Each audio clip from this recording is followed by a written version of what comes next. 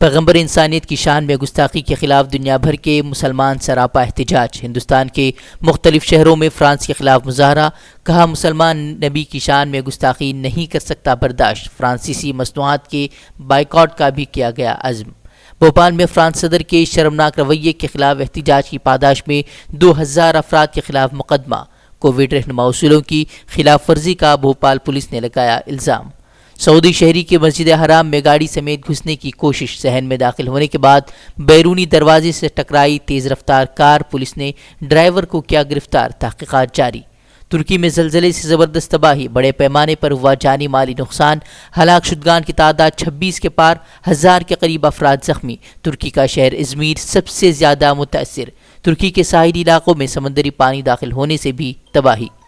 جموں کشمیر میں فائرنگ سے 3 نوجوانوں کی موت معاملے میں بی جے پی کی سیاست، مارے گئے تینوں افراد کو بتایا بی جے پی کارکن، کہا پارٹی کارکنان کو بارہا بنایا جا رہا ہے نشانہ، اہل خانہ اور دوستوں نے بی جے پی کے دعووں کو کیا مسترد۔ مدھیہ پردیش ضمنی انتخابات سے قبل کانگریس کو جھٹکا، الیکشن کمیشن نے کمل ناتھ سے چھینا سٹار کیمپینر کا درجہ، اپنی تقاریر میں کئی متنازع بیان بازی کا الزام، شیوراج کا طنز، بولے کبھی نہیں دھل سکتے کمل ناتھ کے داغ، کمیشن کے فیصلے کے خلاف سپریم کورٹ پہنچی کانگریس۔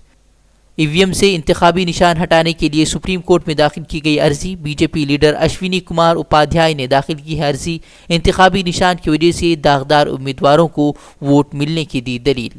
چین معاملے پر راہل گاندھی نے ایک بار پھر مودی پر سادہ نشانہ، کہا چین کا نام لینے سے بھی کتراتے ہیں وزیر اعظم۔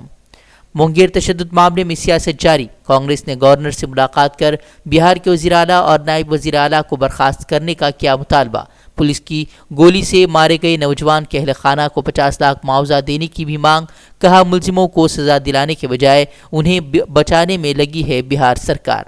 ملک میں این آئی اے کے کریک ڈاؤن پر ایمنسٹی انٹرنیشنل کا اظہار تشویش، حکومت ہند سے کریک ڈاؤن بند کرنے کا مطالبہ کیا، جموں کشمیر میں ہر طرح کے اختلاف رائے کو ختم کرنے کا حکومت پر لگا الزام، کہا عوام کے حقوق کے لیے آواز بلند کرنے والوں کو سرکار بنا رہی ہے نشانہ۔ گزشتہ دنوں این آئی اے نے 16 مقامات پر کی تھی چھاپہ مار کارروائی۔